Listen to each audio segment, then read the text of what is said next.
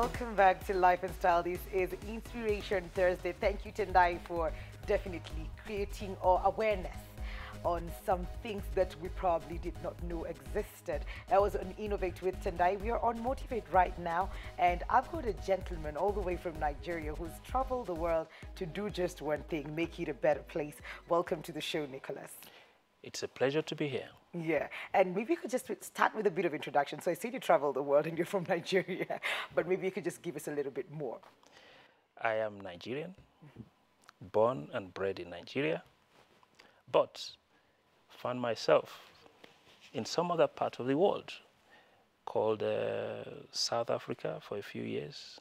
And from there, I just haven't been able to stop. And by virtue of what I do as well, it doesn't help because every time I feel I should be seated with my family, there's a call. And I just have to rise. Great. So what is it that you do? Because you say by virtue of what I do. So maybe you could just break it down for the audience. In a simple way, all I do is basically help increase the skills that people need to perform better. And it doesn't matter what field. Okay.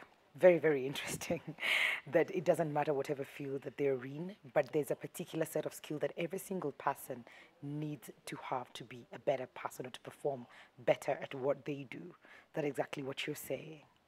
And if I should say it in another way, once you've picked up your key skills in life, skills like cameramen, making sure they can do things right, skills like producers and directors, then you get to a stage when it becomes necessary for you to work with a team and get your team performing. And this is where I come in. Great. How did you get into this? Maybe we should start with the person before we get to the skills and what you do for other people. Interestingly, my start would almost have nothing to do with what I do now. Really? I started life after going to the uni to study animal science. Animal science. I went into the farm for about 5 years, helping to feed birds, goats, pigs, making sure they produce, they get pregnant, and their young ones are, tended to and sold off. Those are quite... That's where I started from. And then coincidentally, during the course of life, I was called up to teach farmers to perform better. And that's what took me towards the south of Africa. I was working with farmers and helping them to increase the skills they need to do what they are doing better, to increase their profitability in business, and basically not just farm, but begin to farm as a business. And somewhere along the line there, it became necessary that I get into other training calls. People will call me from one end or the other, that can you please present, I've got this group of people that need XYZ, and I'll go into my reserves, do a bit of study, and then come back and provide this training. And that's where the passion for training and development started from. Okay, great. We talked earlier and you mentioned Creed, where you're an executive director. Maybe you can just tell us about Creed and what it does, where is it based? Because most of the things that we're going to be talking about today are based on that. I am one of the directors for a company called Creed. It was set up 2007 in the United Kingdom. It's running from an office in a little town called Rochester in Kent. And we've been working for the past 7 to now. What's that? Yeah. Is there anybody good in maths here? Let me see. I'm not. But then if you take 7 out of 17, you can already tell we're talking about 10 years ago. So for 10 years, we've been working with the Concept Creed Center for Regional and International Development. I happen to not just be a director, but my responsibilities were in line with working with the African subsector. So I more like contact my clients in Africa, find out where there are training gaps, and then discuss with them, come up with a strategy that will help ensure that that gap is sort of filled. Yeah, and what comes out of that is that a sort of training proposal or document is generated. And then I also go ahead and ensure that the implementation of that strategy is, is achieved to the best of our ability. Okay. What does CREED do? What are the nitty-gritties that CREED seeks to achieve? And probably you could just say it in full so that people understand what CREED is. Okay. CREED, I said, is the Center for Regional and International Development. Yeah. Basically, our main stake is sustainable development. Yeah. I don't know if you've heard about sustainable development, but one of the key things the Kenyan government is trying to push now is the SDG. Goals, yes. And not just Kenyan government, it's a worldwide thing. It's a worldwide, yes. And sustainable development is basically saying, what do you do today? How do you do it now? When your time is up and you move on, will that practice or will that process or will that system carry on? Are you raising team to ensure the continuity? Are you creating processes that will survive the test of time?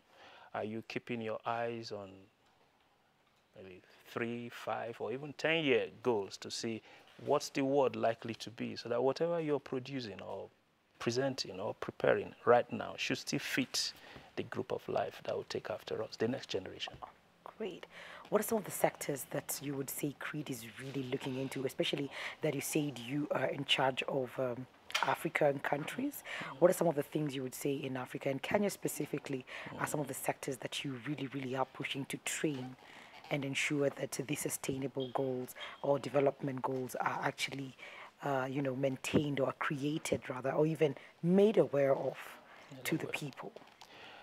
I would say straight away, one of the key areas I've found, because I work with Africans, I have a passion to identify where we could be, irrespective of the field. Where are our colleagues across the world? Because we now live in a very, very small world. You find your colleagues doing exactly what you're doing right now, right this second, somewhere in Tonga. They're doing exactly the same thing. What are the best practices? So what I can assure you is that by virtue of my position today, I'm able to at least source out such best practices. And then, because I'm African, I can relate with Africans, which I enjoy doing. That's why I'm in Kenya today, and I'm enjoying the mix with Kenyans. I can also find out where we are, and there will be a gap. The gap will either tell us that we need to either up, or maybe we're even above the standard. And of course, if we're above the standard, thumbs up. Yeah.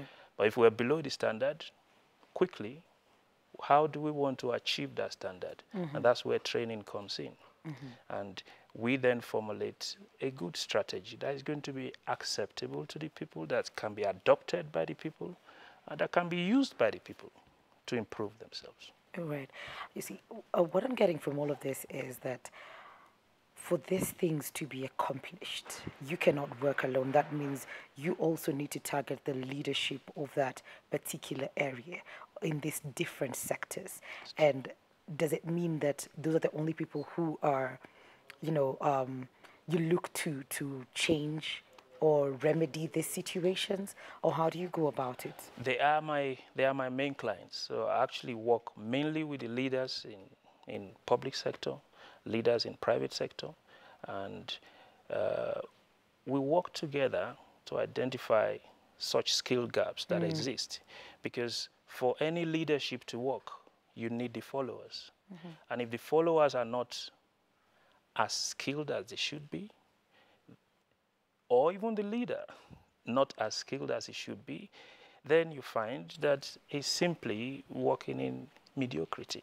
Yeah. And we have that problem quite common in many of African countries right now, because democracy itself has its own disadvantages, because democracy makes popular the most popular person.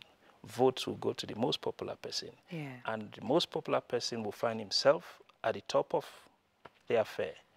And he needs to now take responsibilities that are over and above his abilities. Yeah. And because power is very risky, you find yourself in such positions and you can't tell people that I'm sorry. I'm sorry, I didn't go for this class. I did not really expect this. Yeah. And what happens is he just carry on. And another 4 years, we'll have to do another election. And if we don't like you, sorry, you can go. Let's get a new man. So this is the sort of scenario I find myself working in. And in Kenya right now, this is our first year of setting up. What we've been doing recently is that for the past 4 years, we're setting up like satellite offices.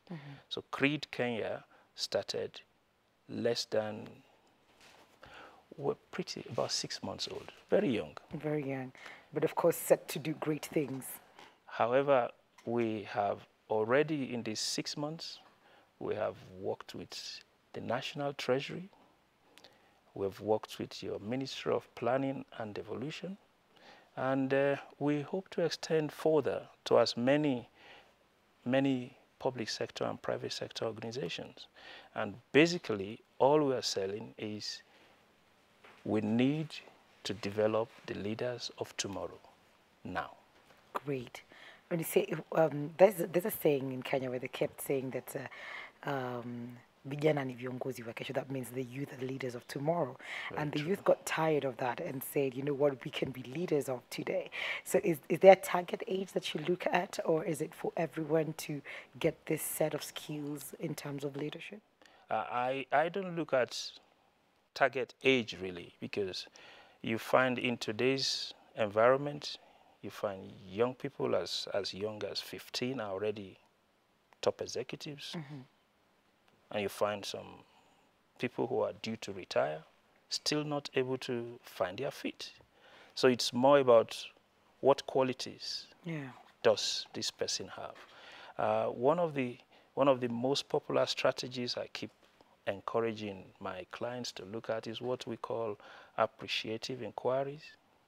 If you do appreciative inquiry and you do it properly, you find out that every single man on earth has got an area of quality, top quality. Okay. If you harness that, that person can only get better in doing what he's best at. And when you do the things you're best at, you become a highly motivated person, you become a very confident person, and with these two qualities, it's almost impossible to go wrong in life. Great. Do you agree? I totally agree. I do. And leaders are sort of looked at as visionary, that they see where probably we're supposed to be headed in the next 5 years, which you say that is what is supposed to be. The person at the top should be able to lead you to where, to a better place rather than where you are. And you find yourself in a position where you need to deal with that. And there are also young people who've not been given probably the chance or the opportunity to lead because of probably the popularity vote or the money aspect that makes people popular. Do you go outsourcing and looking for people, or does Creed actually have like a program where they train the young people or people who are not even in power to just learn these skills so that when they're placed in that particular position, they're able to take it and run away with it? Unfortunately, I would say no to that.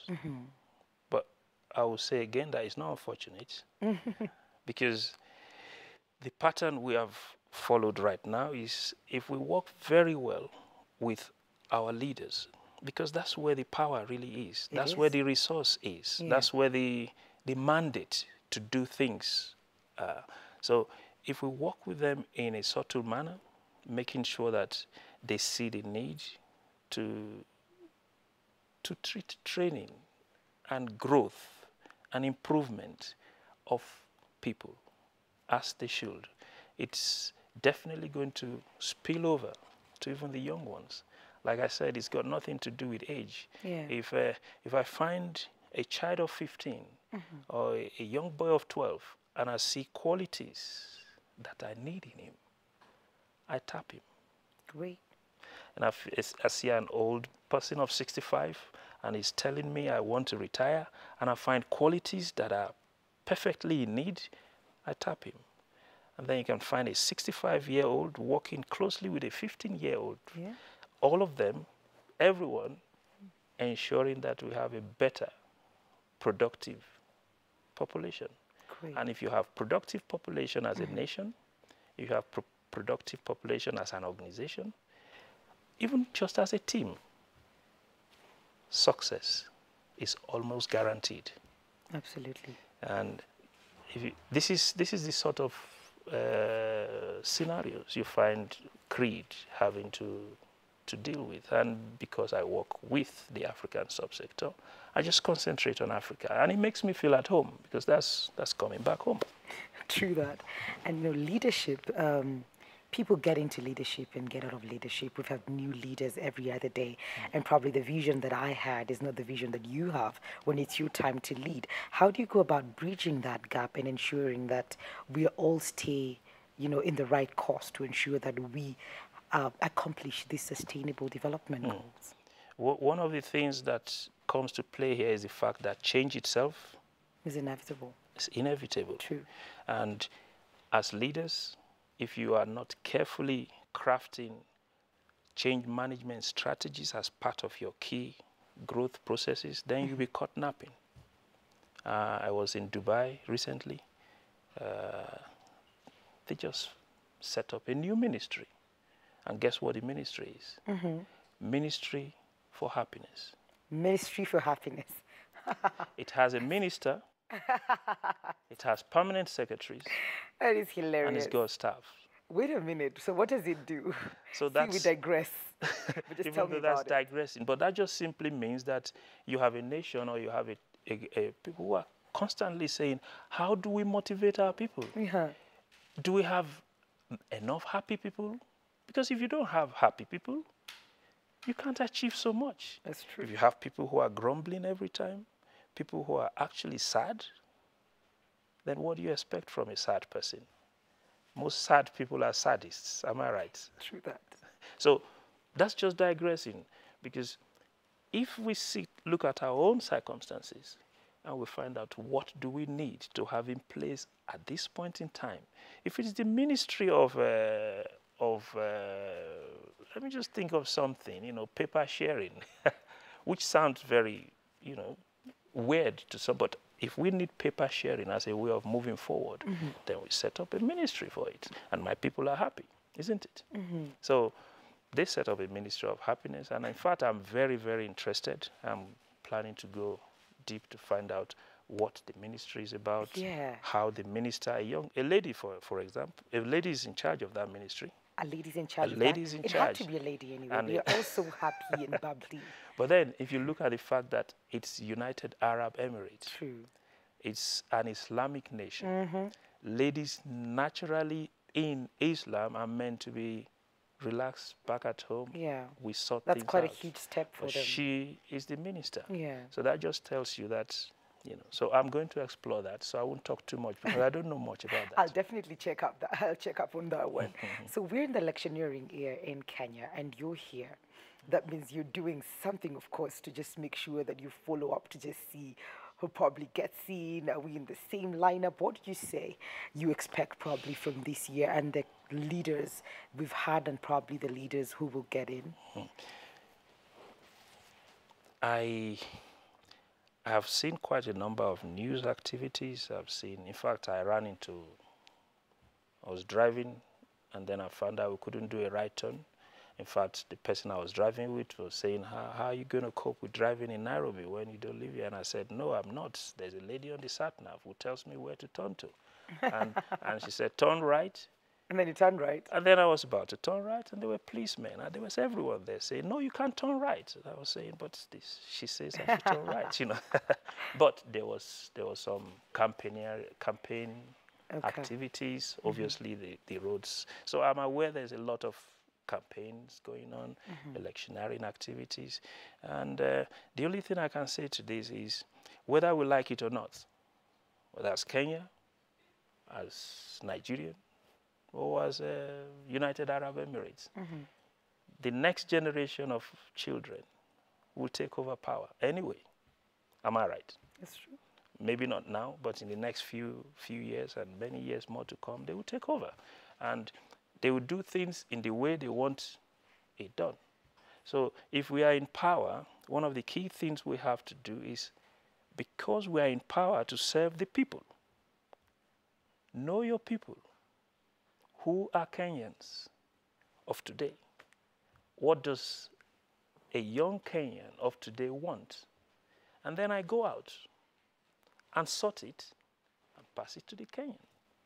And you see happy Kenyans, isn't it? And if the leaders have this mentality that my task is to know my team, my people, what does my people need? What does my people want?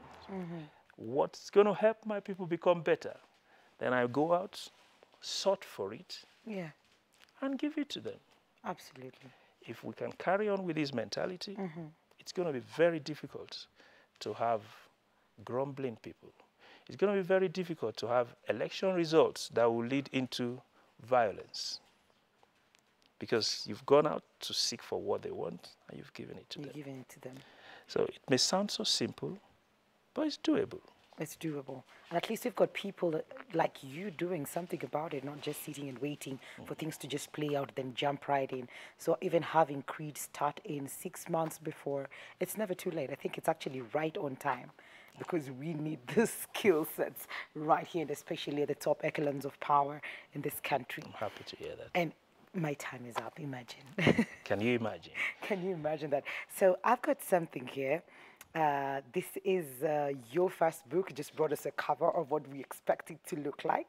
It's called Knowledge Management. Probably could just tell us briefly about it, because after this we have books and blogs, so probably I'll hook you up with Catherine Mwengi. That could be very interesting. That could be very, very interesting. But maybe, Nicholas, you can just tell us just a little bit about it. Because time is up, I won't go too much into details, but I can assure you that that script is already with the publishers. Okay. The date set out is July. All right.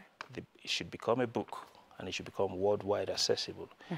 Knowledge management is another area of management which is not very popular, but quite a lot of people know about it now. Every time you gather data, how many men are here, how many women, and we put that information down, that's data. Yeah. This data, over time, becomes information. All right. Because if we look at how many men are here today, how many women are here today, and then we keep this data day in and day out, after about a year, I could tell you how many men are likely to find themselves in a studio environment using that data. That becomes what? It becomes information. And when data becomes information, the next stage, ideally, if you're managing things well, is for it to become knowledge. And you use this knowledge to do a whole lot of things. And unfortunately, there's a whole lot of organizations right now who are dealing with data, information, and do not realize that they need to harness that into knowledge that is adequately managed, adequately monitored, and adequately analyzed. I could just stop there because that is very, very interesting. So how can people get this book probably when it comes out? When the book is out, it's going to be, we're going to be using all forms of online. One of the most popular ones today is Amazon. Yeah.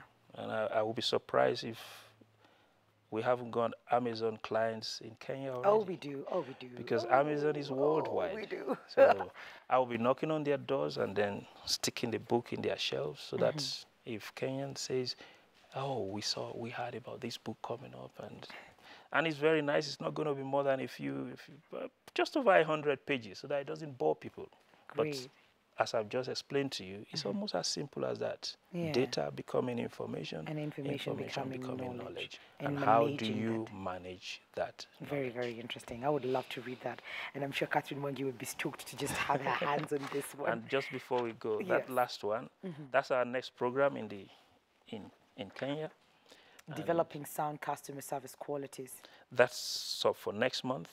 And we're hoping to get as many people into the program. Our training programs are usually very small sets, not necessarily a large crowd, so that they can pick the information that is shared. Ah, okay. Once again, for time's sake, I won't take that further. Okay. Thank you so much again for coming on to the show. I'm going to try now say the second name. So I've been saying Nicholas to be safe. And if I say it wrong, you need to remind me how to say it. So it's Okay. Nicholas Atalabi. Italic. Atalabi. See, I say Italic B because it's a lot easier, but it's actually Italic B. Atalabi. That's better. Okay. Thank you very much. Thank you so much for coming on to the show. It's been quite eye-opening. It is a pleasure. Well, this has been Motivate on Inspiration Thursday. Of course, we've got so much more lined up for you. We're taking a very short commercial break, but when we come back, we've got Catherine Wangi on Books and Blogs and Restaurant of the Week. We'll be right back. Orphans, I know how they feel. And then when I feel the pain, I feel sad and I just go give out charity. I also met street children. When I see how they live, that is what made me try this book.